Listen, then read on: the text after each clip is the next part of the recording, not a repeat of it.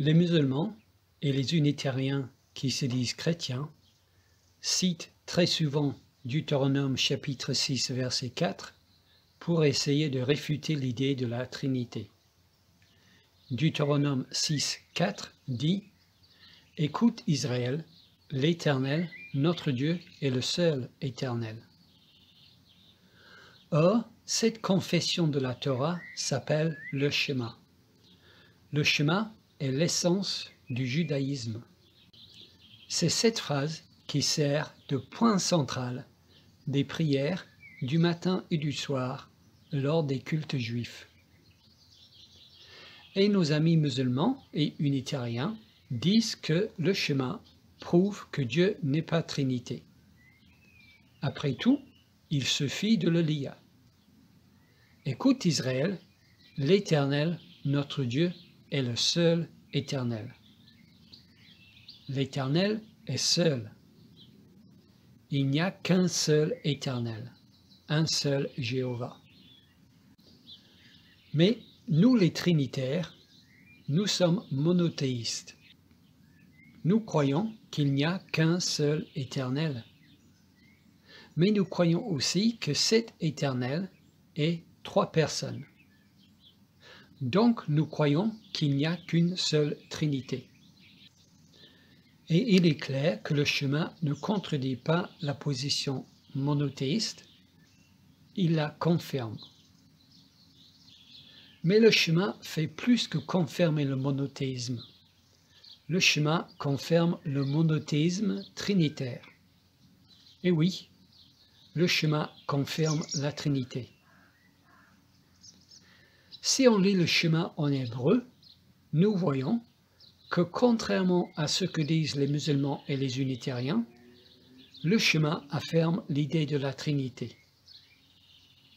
En hébreu, nous lisons Shema Yisraël, Yahweh Eloheinu, Yahweh Echad. Shema Yisraël. Shema signifie écoute. Donc ici, nous avons écoute Israël. Shema Yisraël signifie écoute Israël. Ensuite, il y a 4 mots en hébreu. Ce sont ces mots qu'Israël doit écouter. Ce sont ces 4 mots qu'Israël doit écouter. Et ces 4 mots sont Yahvé, Eloheinu, Yahvé, Echad. Yahvé, c'est le nom de Dieu, rendu soit par Yahvé, Jéhovah ou Éternel, selon les versions françaises. Yahvé, c'est donc le nom de Dieu. Yahweh désigne donc Dieu, le Dieu de la Bible. C'est son nom. Ensuite, il y a le mot Eloheinu. Dans le mot Eloheinu, nous reconnaissons le mot El, ce qui signifie Dieu, comme dans Elohim. Eloheinu signifie Dieu à nous, ou notre Dieu.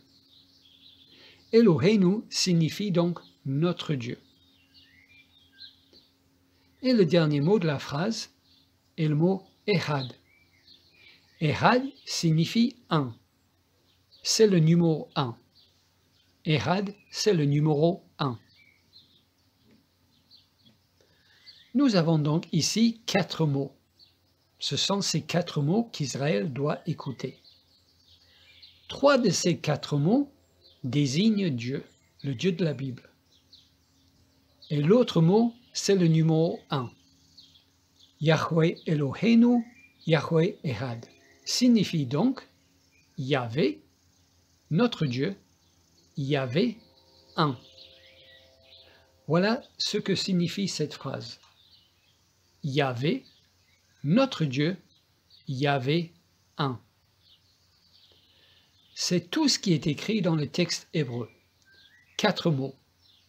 Yahvé, notre Dieu, Yahvé, un.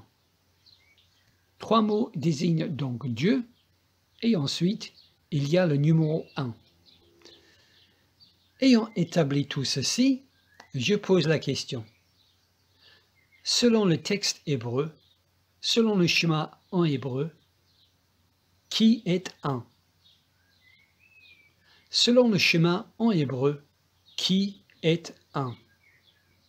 Nous avons Yahvé, ensuite notre Dieu, Elohénu, et finalement Yahvé. Ces trois sont un, selon le verset. Yahvé, notre Dieu, Yahvé un. Ces trois, Yahvé, notre Dieu et Yahvé, sont un. C'est l'idée de la Trinité. Dieu est trois personnes, ici Yahvé, notre Dieu et Yahvé, et ces trois sont un. Donc, non seulement le schéma Israël confirme le monothéisme, mais le schéma Israël affirme aussi la Trinité. Yahvé, notre Dieu, Yahvé un. Deutéronome chapitre 6 verset 4 est une confession trinitaire dans la Torah.